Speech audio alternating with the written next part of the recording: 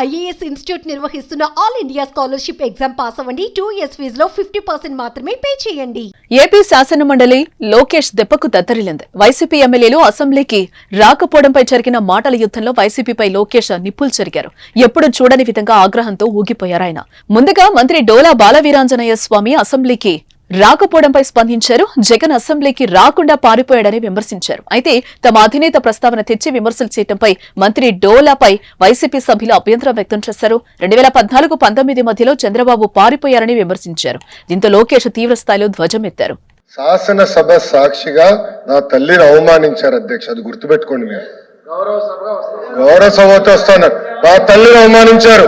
ఈ రోజు మీరు కావాలని పోస్టులు కూడా అక్కడ పెడుతున్నారు. మా తల్లిని అవమానించారు. ఆ రోజు మీకు గుర్తురాదా? ఎన్ని ఎక్కడ అవమానించలేదు సార్, ఎక్కడ అవమానించలేదు. మీరు ఎట్లా మాట్లాడారో, మీరు ఉన్నారా హౌస్లో, మీరు ఉన్నారా హౌస్లో, మీరు ఉన్నారా హౌస్లో? ఆ రోజు కూర్చోండి. మా తల్లిని అవమానించారు.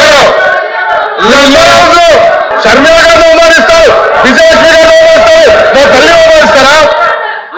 ఏం గుర్తురాదా మీకు? అదే ఒక్క నిమిషం నేను మాట్లాడవచ్చు, గుర్తుపెట్టు. ఒక్క నిమిషం నేను ఏ నోరు మాట్లాడలేదు, కూర్చోండి. ఏ నోరు జగన్మోహన్ రెడ్డి గారి కుటుంబం గురించి ఏ నోరు మాట్లాడా? గత ప్రభుత్వంలో చంద్రబాబు 2 ఏళ్లు సభలో పోరాడారని గుర్తు చేశారు. నా తల్లిని అవమానపరచడంతో సభ నుంచి ఛాలెంజ్ చేసి వెళ్లిపోయారని అన్నారు. చంద్రబాబు సభకు రాకపోయినా మా ఎమ్మెల్యేలు సభకొచ్చారని గుర్తు చేశారు.